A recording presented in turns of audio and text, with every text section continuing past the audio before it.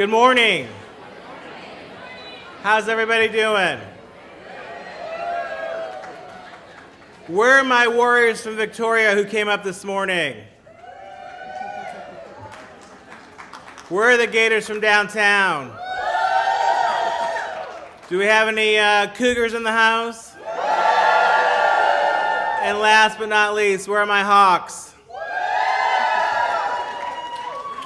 Good morning, my name is Dan Maxwell. And I'm Mara Affrey. And we want to thank you for being with us today. We have a packed program. Please make sure you take some time to look through your beautiful program booklet, figure out what programs you want to attend today.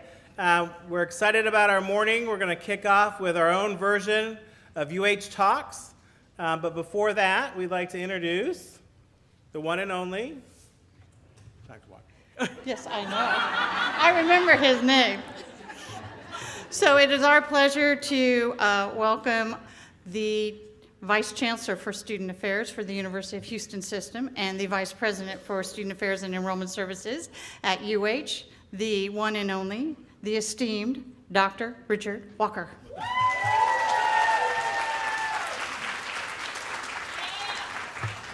I don't know about the one and only and the esteemed, but good morning.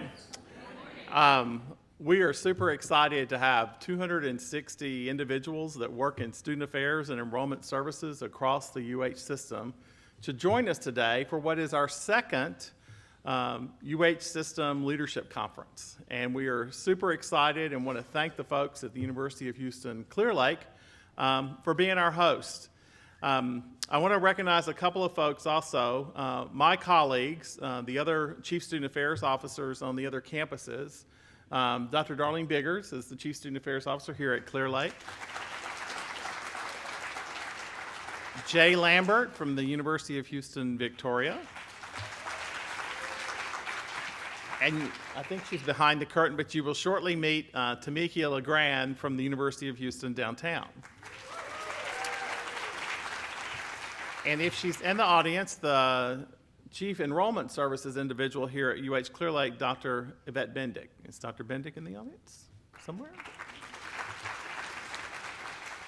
I also on the back want to call your attention to the back of the program book because there is listed the conference committee. It is co-chaired by Mara Affrey and Dan Maxwell, who you just met. But I would like to personally thank David Rakita, the Dean of Students here at the University of Houston Clear Lake, and very specifically Patrick Cardenas, Assistant Director of Student Life, for all of their efforts in helping to organize it. So could I get David and Patrick and the entire conference planning committee to stand and be recognized?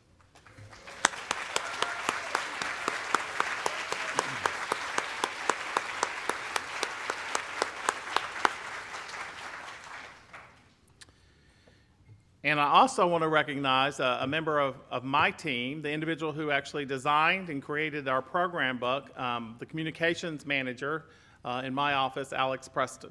Alex?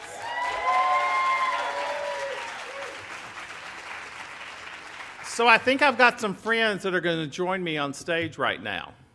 We invited some guests.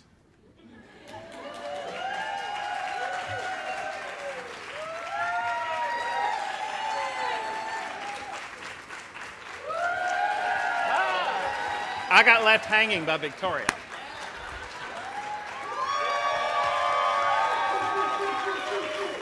So Dan stole my thunder for the roll call, but we're going to do this again. And this time, each of the mascots from the campuses are going to help each of the campuses yell the loudest. So let's start with our host, the Hawks from the University of Houston Clear Lake.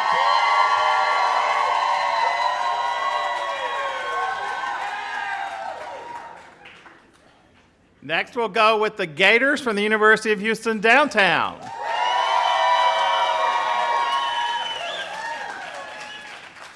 Let's hear it for the Jaguars from the University of Houston, Victoria.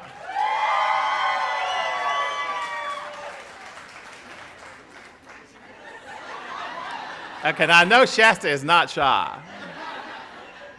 So the Cougars from the University of Houston.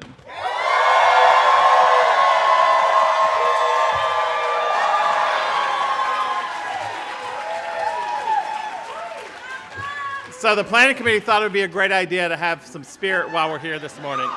Shasta, you need to play well with others today. There you go. So we thought it'd be,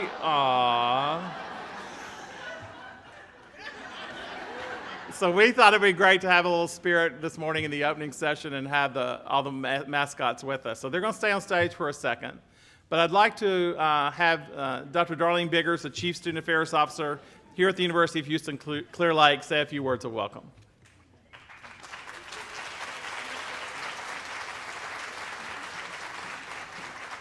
Good morning, everyone. And good morning, special guests.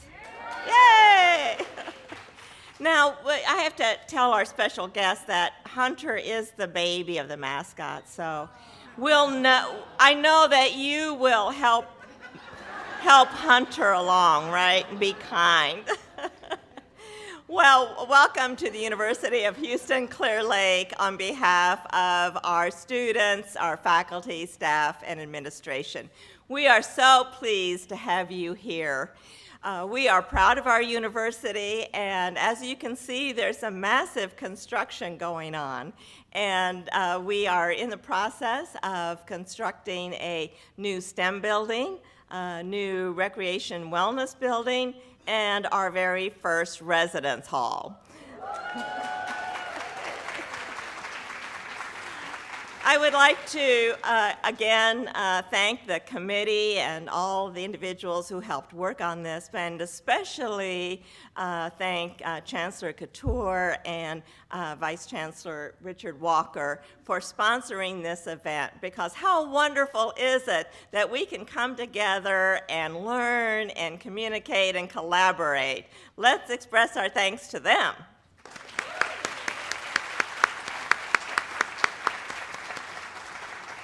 Now, the one thing that individuals comment the most on about our university is how beautiful it is. Beautiful scenery, the ponds, the deer.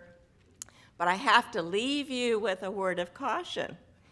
Please do not feed or be fed to the alligators on campus. So have a wonderful day. We want you to really get to know one another, so please don't all sit with individuals from your department and from your university. At lunch, let's mix it up. At the sessions, let's mix it up, because you all have a wealth of knowledge to share with one another. Thank you very much, and I look forward to a wonderful day. And mascots, follow me.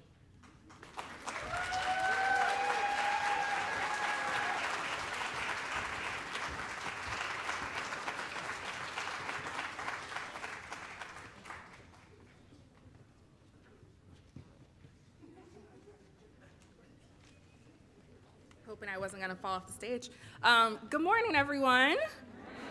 Hi, my name is Yolanda Barnes, and I'm the Assistant Director for Student Life here at the University of Houston Clear Lake. Go Hawks. Very excited to have all of you amazing colleagues here on our campus. When the planning committee first got together, we brainstormed what our vision could be for this system-wide conference, and we landed on navigating your success. And we were thinking more about navigating your success in educational sessions that we felt that connect to this vision. We picked out 4. The first one is professional development, because we believe it promotes the idea of being lifelong learners, because we can only take our people as far as we're willing to go. We also identify new horizons, because it allows you to explore ways we adapt to new challenges in our quest to support our students' success. Best practices, because it's an opportunity to share and learn about programs, services, policies, procedures, and ideas that are cutting edge in our field. We also identified collaboration and building bridges, because it allows us to promote institutions and initiatives that create coordinated partnerships and collaborations between our departments, our divisions, and our system-wide partners. As a committee, we were able to identify 4 dynamic speakers from each individual campus to share a little bit more about their vision related to our conference theme. And so I don't know about y'all, but I'm an avid TED Talk viewer, and so I'm super excited to see what ideas and initiatives that our speakers have to share with us today. So let's welcome our UHS Talks speakers.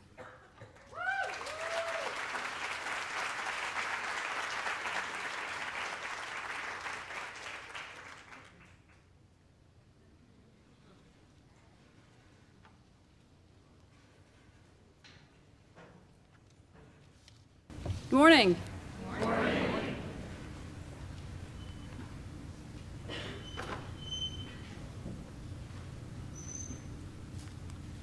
There we go. Okay. I was asked to talk about my successes in higher education.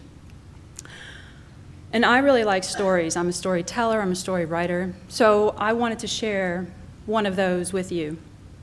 His name is Gonzalo. Prior to my coming to UHCL last year, I was a McNair program director at Lamar University just down the road for the better part of 10 years, undergraduate research program. And I had an art student in there by the name of Gonzalo. He was 22, he was a first-generation Mexican-American, and he was also the first in his family to go to college. But he felt like what he was interested in doing research on wasn't really research. He was awash in a sea of STEM students, people who were looking into social sciences, and here he was getting his BFA in drawing. So he didn't think that he was actually doing research because he wasn't wearing a lab coat, and he wasn't taking notes, and he wasn't running experiments, and he wasn't trying to solve Gilbreth's conjecture. Thank you for laughing. And so he's sitting in my office, and he's looking around, and movie posters and lots of nerdy stuff there, and he says, "So, you're into video games too?" And we started to talk, and I listened. And this was a moment of something much deeper than dialogue. He wanted to know if maybe video games could be considered art. And I already knew the answer to that. Yes. But I had to let him discover that on his own. So he left out of the office. He comes back 2 weeks later. His shoulders are hunched even more. And he says, "So video games are considered art. Everybody's already done all the research on it." And now what? So my charge was not to find or create a project for him to do. That was his responsibility. So I said, "All video games are art?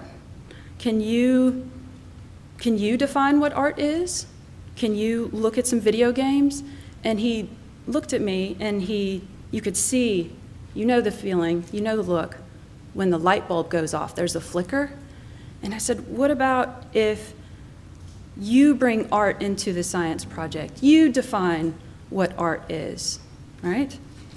And he left, and he came back 4 days later, and he says, "I want to look at the aesthetics of indie video game design and how that affects user experience." So this was March of last year. Fast forward to today.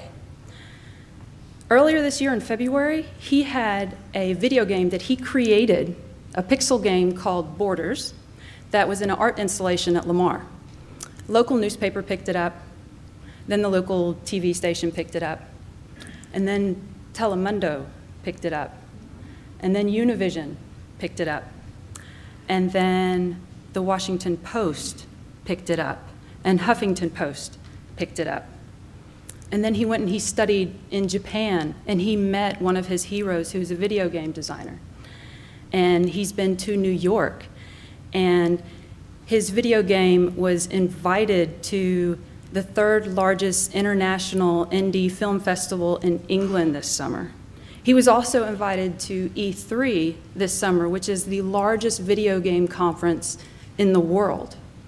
And he's currently working on his thesis, and he is getting funds together so he can travel to Mexico so that he can study Aztec architecture for a comic book that he's working on called The Legend of Pollo Man.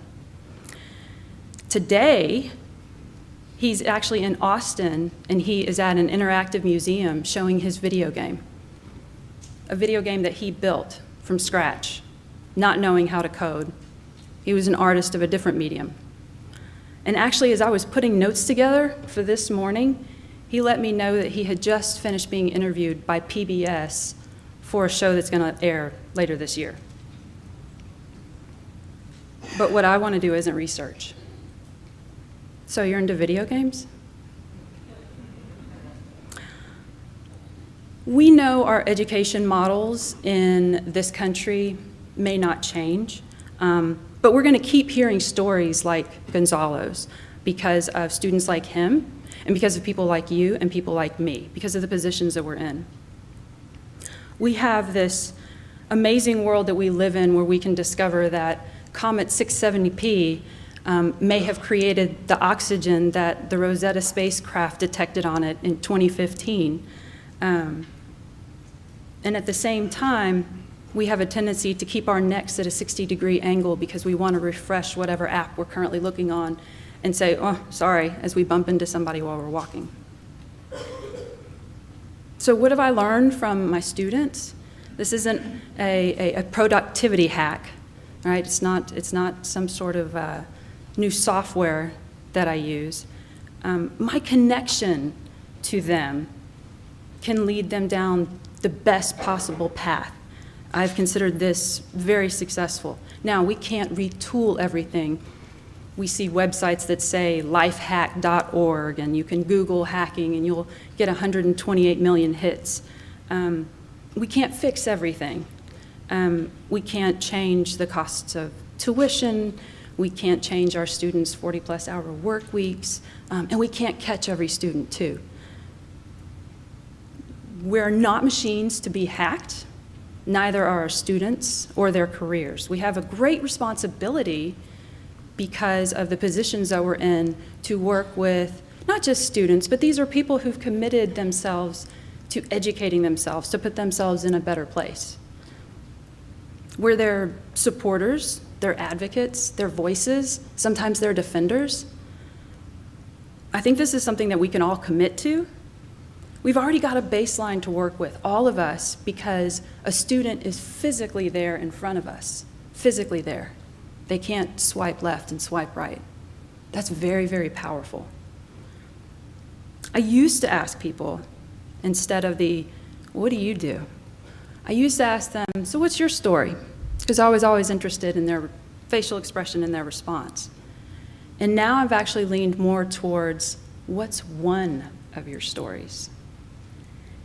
And I'm so glad that Gonzalo is now one of my stories, and I'm actually a part of one of his. Thank you.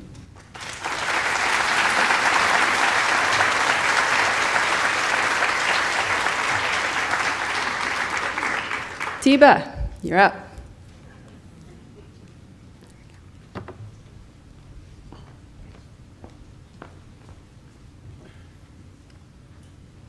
Collaboration and building bridges has a rippling effect, right?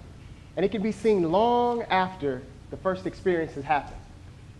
It reminds me of a young lady named LaWanda Hill from Baton Rouge, Louisiana, who arrived at the university back in 2008. And she arrived to us, and she was trying to figure out, how can I go to the University of Houston, and how can I afford it? My parents, there are 10 siblings between them. She's the youngest. Her mother was a housekeeper, and her father was a mechanic. And the question is, how can we get this young lady to the University of Houston with a degree? Not only that, she wanted to get a doctorate, right? She wanted to be the first doctor in her family. So at that point, her family collaborated. They tried to sit down at the table and figure out, how can we get you there? One of her siblings saw that there was an RA position at the University of Houston. So after she'd applied for it, the following month, she rode a Greyhound bus from Baton Rouge, Louisiana to Houston for a 30-minute interview. Now, the distance there is 4 hours for that 30 minutes. But we hired her. We hired her right then. And after hiring that young lady to be an RA, she began to collaborate with other students, right? So now she was teaching, and she was showing other students how she collaborated and how her family did. And then the next thing that happened is she became a senior RA, right? And as a senior RA, she began to collaborate and work with not only the staff, the housing staff, the administration, but also professors, right, with different other programs. And then she became a TA. And as a TA, she was now working with the graduate students as well, along with her doctoral students. So the impactful part was she was collaborating all the time. When she first arrived at the university, it wasn't quite that easy. You see, she had some challenges with paperwork and things, and professors picked up the phone to bridge that gap for her. They made certain she didn't have to walk from department to department to go figure it all out by herself. They knew she wasn't from Houston, and by bridging those gaps for her, she recognized early on that, listen, if I could be the bridge for someone else, if I could help someone shorten the curve, be it from a different university system or this one, that would be phenomenal. I'd love to be that kind of person, right? So she then bridged the gap with marketing, and now she became one of the faces of housing. And this is a mural that was on the Welcome Center windows for thousands of students to see when they come to the university, right? Her associate professor helped her by making certain that when she was ready for an internship, they got her an internship in Kentucky, working at a prison system. It was great for her particular program, and by the time she came back, she was ready to cross yet another bridge.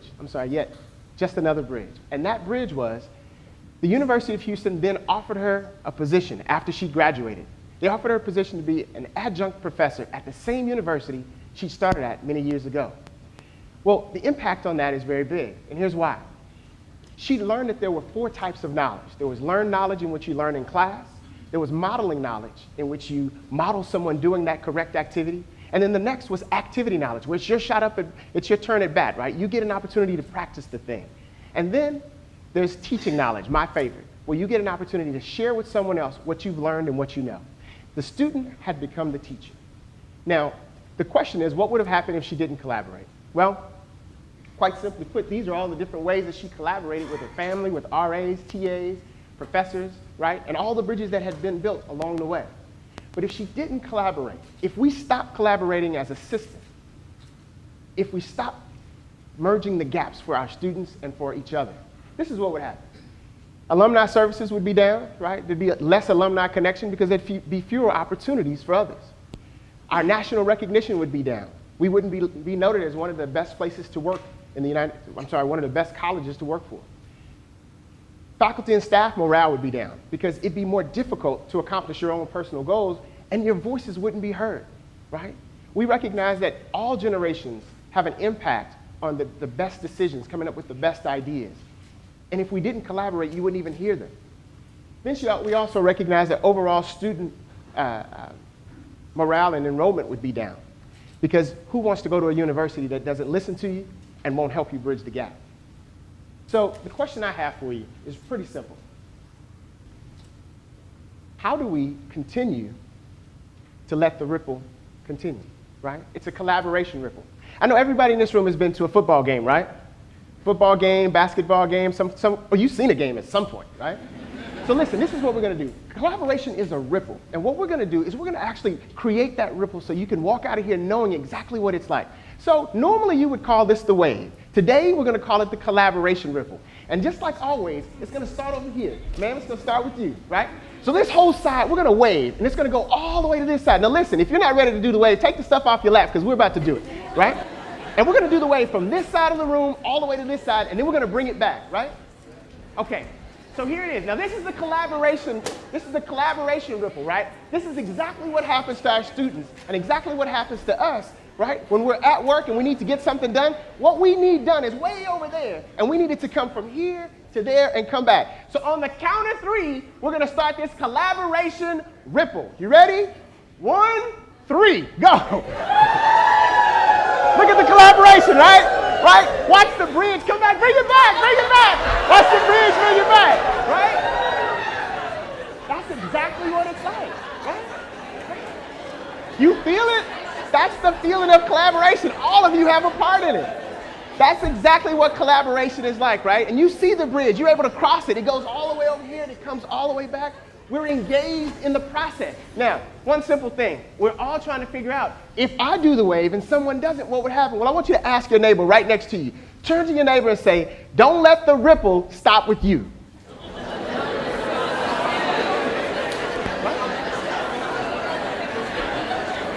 Now, we're all committing to the ripple, right?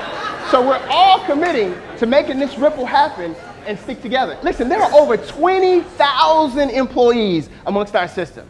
And there are over 70,000 Lawandas all through our systems, waiting, watching. And here's what they're doing. They're watching us on a consistent basis so that they can model our activity. right? They're watching so that they can do what we've been doing. And then they want to get a shot in the game. They want to be able to participate in the collaboration. And then they want to become the teacher. They want an opportunity to say, listen, I got it, coach. Let me take it from here. And they want to be able to go and do the same things that we've taught them. But you can't teach what you've never seen. So we need to make certain that we continue to collaborate, to continue to build the bridges, to continue to say, listen, I know that this is the way it could be done, but let me help you shorten that gap, right? I know a person over in this department, or I know a person over in this area that can help you merge the areas, right? Merge the challenges that you're having so that they disappear. That's the power that you all have every day as you work together and work across the system. Listen, heaven forbid that morale goes down and there's no, whose house? Whose house? What kind of world would that be? Right? So, in closing, we all have an opportunity, right? To make that ripple continue. Don't let the ripple stop with you. Thank you.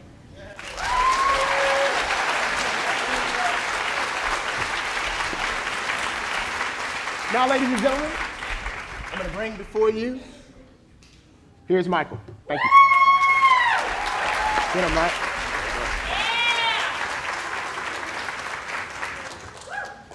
All right, thank y'all. Appreciate it. I think there's one consistent thing that you've heard from the first two speeches this morning, and that's that we all cross the paths of students every day that have a story. That story is that consistent thing. I've seen so many Gonzalos, and I am who I am today because of a person like Daniela who reached out to me and lifted me up. And so today, I'm talking about new horizons and challenges. Everybody in this room is going to face challenges in life, and I'm going to talk a little bit about a challenge that I faced. And I'm going to tell y'all my sister's story, my sister and my mom's story. My sister last week graduated with an RN degree from Victoria College. Really proud of her, really proud of her. But she's got a similar story as a Gonzalo, maybe a little bit different, but it's a story that involved my whole family. And it started in 2012, and this story, this moment in my life changed my life forever. My mom, she ended up being put into a medically induced coma for 4 months. She had liver and kidney failure. When that happened, my sister put school on hold. She was in the middle of transferring to Texas A&M Corpus Christi to go to nursing school. Literally the next week that happened, my mom took a turn for the worse, was sent to Houston, and she was in St. Luke's Hospital for 4 months in a coma. And so my sister said, you know what, I got to put my life on hold. I got to move home and be there for my parents. My dad's going to need me. It's going to be a challenge. We don't know what the next day is going to bring us. And I watched her do that. And I watched her take a time out in her life for 2.5+ years and live with my parents. When she was doing that, though, I saw a story. I saw her story, and I saw what made her so special. In 2012, when my mom was in that coma, there was a moment me and my little sister were in the hospital room, and the doctor came in. My dad wasn't around. He was working. He had taken off a week straight, and he had to go back to work. And so me and my sister were in the hospital room, and a doctor comes in. The doctor looks me in the eye because I'm the oldest person in the room and says, your mom's been in this coma for 4 months. It's time we have to make a decision.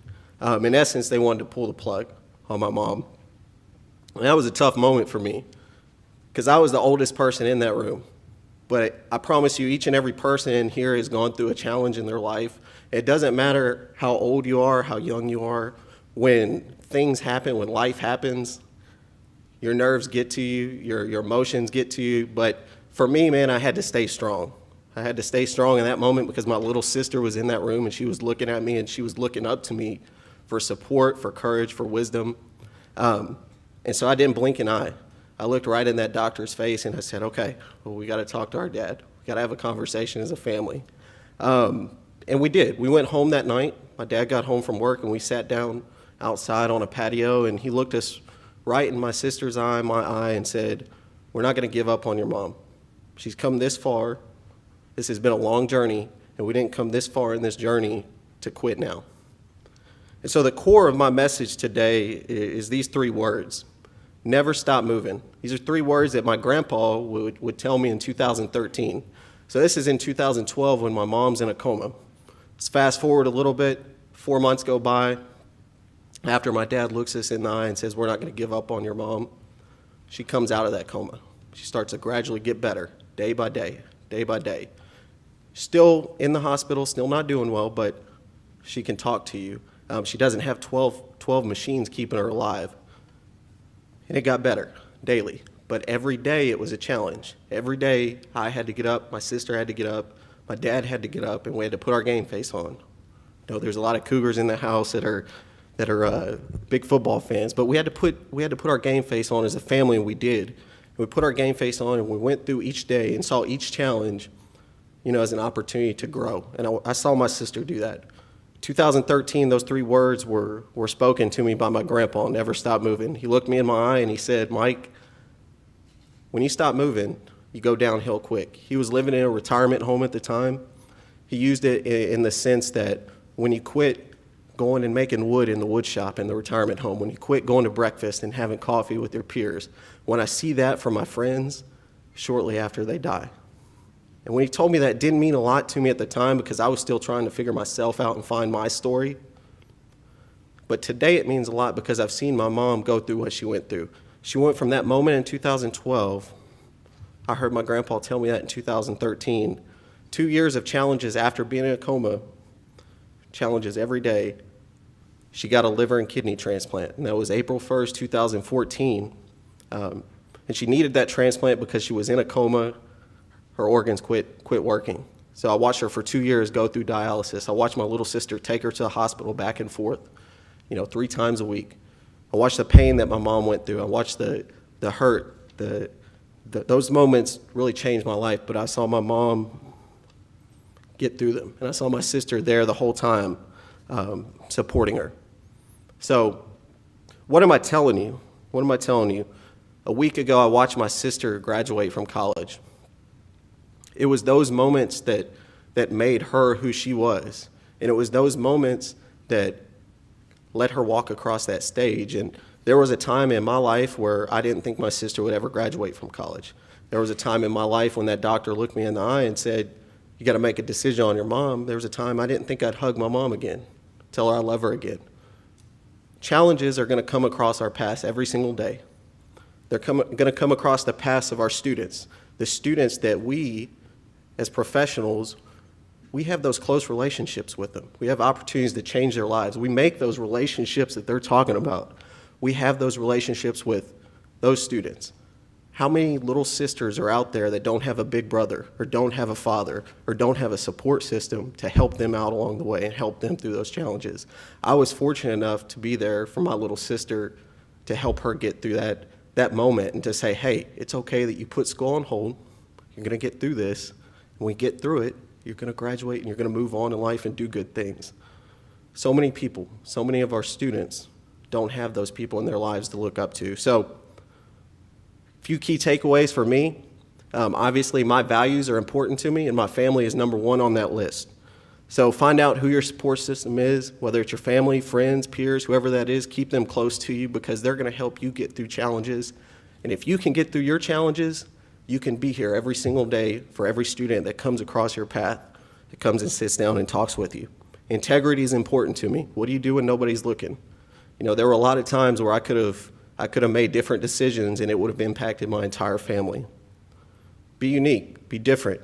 Don't be afraid to take a different road than everybody else. I've certainly taken a different road to get where I'm at in my life today, and it took tough moments for me to get into this profession. I came from the athletics world, never thought I'd be working in student affairs, but I'm here because of those moments. So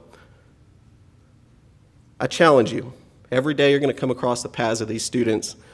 Every day you're going to have the opportunity to create a new horizon in their life. You can be that arm that lifts out to them. Lift them up. Help them out. That one conversation, that one video game moment might be the moment that changes the life of a student and turns them around forever. You may not know it. You might find out 10 years from now. A student will come back to you and say, "Hey, Mike, you did this for me?" Those are those moments that we do this for. And I watched my sister go through it. I watched my mom go through it, and I'll tell you, I'll leave you with a quote and one more thing. On the screen here, you see I'm a big Houston sports guy. Texans are my team, but I'm also an Astros fan. So Wednesday, I'm going to go watch the Astros play the Detroit Tigers. It's Dollar Hot Dog Day, so we're going to eat a lot of hot dogs. And I'm going to go with my little sister. I'm going to go with my mom. I'm going to go with my cousin. And we're going to go and we're going to have hot dogs and watch the Astros. Never thought that was possible a few years ago when we were going through those moments. So we're going to do that. So Houston sports guy, there's a sports story. And I'm going to leave you with this quote. Dale Carnegie said, "One of the most tragic things I know about human nature is that all of us tend to put off living. We're all dreaming of some magic rose garden over the horizon instead of enjoying the roses that are blooming outside the windows today." So every step of my story, there's been challenges right outside the window. But I chose to look those challenges right in the eye and look at those challenges as rose garden. So rose gardens are red. We're all in the UH system. So think about roses next time a challenge comes your way. Thank y'all.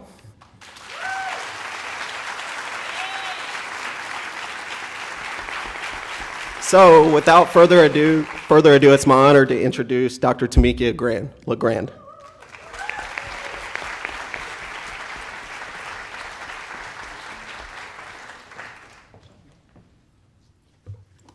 Good morning. So I've been asked to speak a little bit about professional development. You know, if you had asked me earlier in my career, what is professional development? I would have probably said to you, it's attending conferences, workshops, seminars, you know, stuff where you go somewhere to learn something. But in reflection, I now realize that my view of professional development has evolved as my professional needs have changed. There was a time in my career when I really thought that others were responsible for providing me opportunities and giving me the knowledge I needed to perform my task, my role, or my function. And now I don't know that I agree with that earlier version of myself. Don't get me wrong.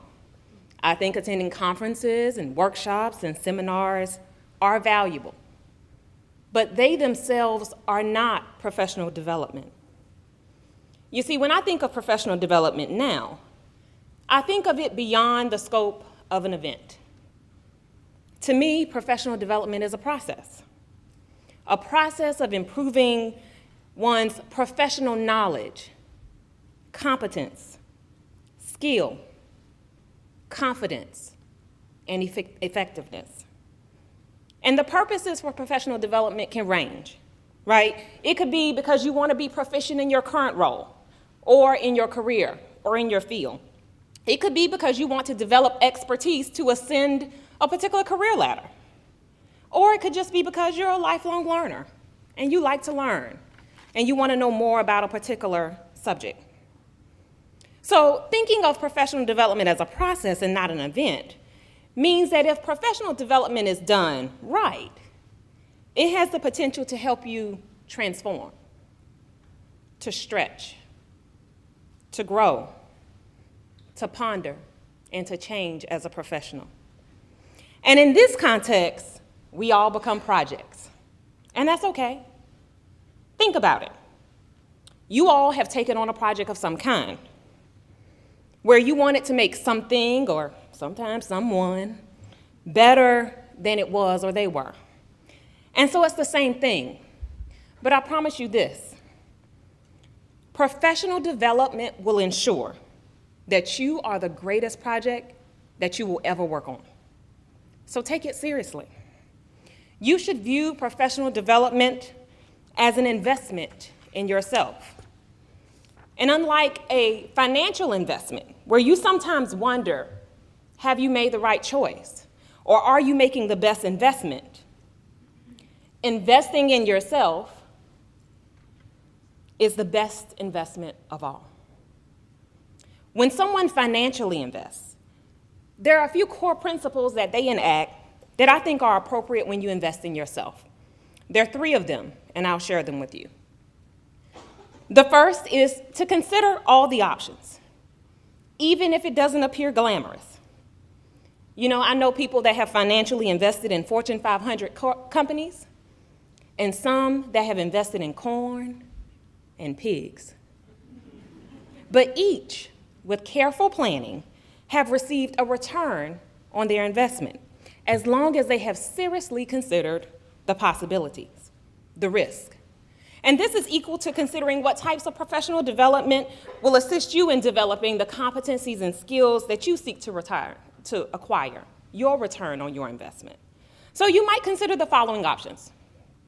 Consider serving on committees. These give you an opportunity to network at your institution, to learn more about different parts of the organization, to collaborate with different personalities, some faculty, to strategize, and to provide solutions to challenges. That in itself is a great professional development opportunity. Consider reading news and scholarly articles to stay current and relevant and aware of trends in higher education, student affairs, and enrollment management. Because these articles really create a platform for you to consider, to ponder solutions and innovation to challenges faced in your department or at your institution based upon your readings. Consider cultivating rich and diverse networks of colleagues. Now, you may wonder, how is that even professional development? Well, connecting with others at any possible opportunity will help you broaden your perspective in ways that you can't even imagine. You can do this in a variety of ways. You can join professional organizations, or you can just strive daily to build relationships with people who strive to be different, who are in your field or who are outside of it, who have similar experiences as you or who have different ones, who are from different cultures and think differently.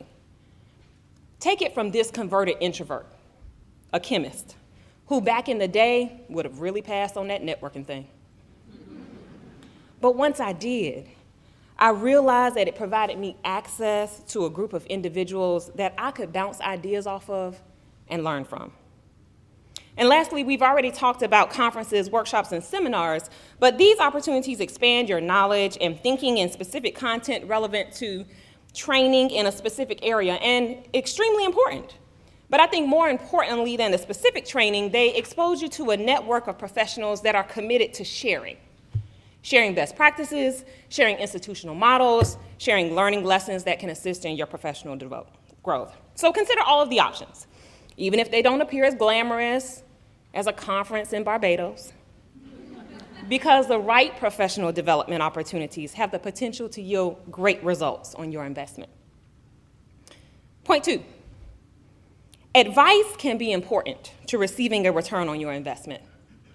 Those who financially invest often do so under the guidance of someone. The benefit of having a guide assisting you in making choices can provide very fruitful results. And if you think about a financial advisor, they have insight and experiences that you may not possess, but can benefit from. So similarly, I think everyone should professionally benefit from the advice of individuals in their life that can fill 3 roles: coaches, mentors, and champions. You see, coaches are people who can help you improve your skills or performance in a focused area.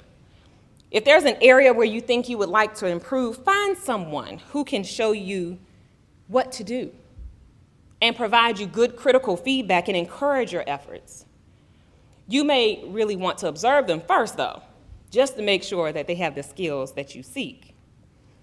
But mentors are individuals who share their experiences and guide your success. And unlike a coach, mentors are often less specific, but focus on your overall well-being and your development. These individuals will listen and guide you and share their insights and advice freely. Lastly, they're champions, who really go a step beyond mentors. Champions create opportunities for you to grow and to develop by connecting you to others and situations that facilitate your development. So the guidance provided by these will assist you in developing professionally. You will then have your own personal care team that can help you take abstract thoughts and make practical application. So the last point is you must be willing to sacrifice something to see a return on your investment. And unlike financially investing, the sacrifice that I speak of here is not money. It is time. I have yet to meet anyone who financially invests and say, you know, I don't have time to check on my financial investment. But we do this to ourselves all the time. Think about it. How many times leading up to today did you say to yourself, I have so many things to do? I could use that Friday to do X or Y or Z for that matter. I don't know about you, but the thought entered my mind. But I encourage you to be diligent about your personal investment, as one is with their financial investment. Take the time to invest in yourself. You can afford it. Trust me. In the end, it will make you a more valuable and capable employee. So the 3 principles I shared about investing in yourself are: consider all the options, seek good advice, and be willing to sacrifice to see a return on your investment. So my closing thoughts to you this morning are more of a reminder. Professional development is a process, not an event. It requires that you be vested in your own growth and not abdicate that responsibility to someone else. So I charge you to invest in yourself professionally, to achieve your goals to be a better professional or ascend that career ladder, because higher education needs you. The University of Houston system needs you. And because honestly speaking, you are worth it. Thank you.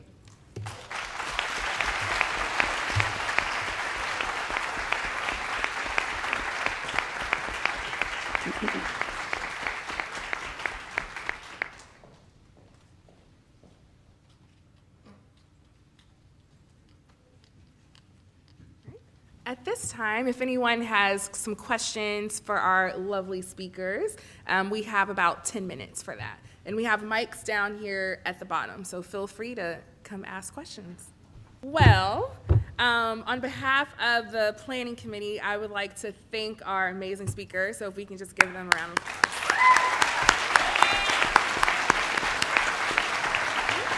I know I was inspired today. So just to show our appreciation, we have an item that we would like to give to each of you. So Dr. LeGrand.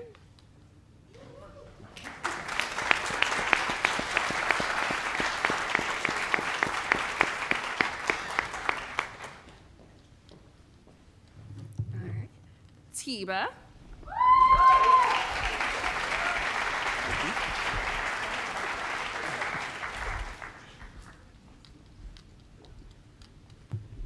Michael.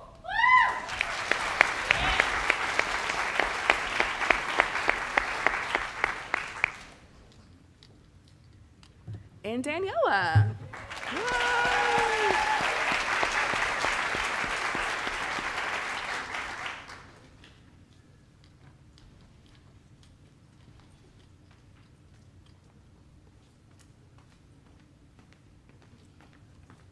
So what'd you think? So a few housekeeping rules and a few thoughts before we get started, but I want to thank each of you for being vulnerable and sharing your story and encouraging us to begin to think about our day as we think about the 4 themes that provide the context for the conference. I ask you actually to be vulnerable today and maybe do a little bit about what you saw on the stage. Go hear something, see something that challenges your thought, encourage you to collaborate, and most importantly, invest in yourself. Because today is really about investing in who you are and the type of professional that you want to be. But for all of the folks out there who are into social media, I'm sure there's 1 or 2 tweets going on. I'm sure someone's posted something on Facebook. I'm sure there's a few of you out there who know what Snapchat is. So hashtag UHSLC17 or hashtag SAES Pro. Feel free to tag those, tell your friends, make them jealous, because you're here and they're not, right? All right. So, Mara, your thoughts? So, I think one of the things that strikes me is the benefit of what we've heard today for what this day is about, but also then taking it past today. So we're hoping that we're not just inspiring you for one day, but that we're inspiring you for this next month, this next year, and your career. So hopefully what we've put together today is in a different format, so it might be a little more exciting, and that we have some thoughts that resonate with you.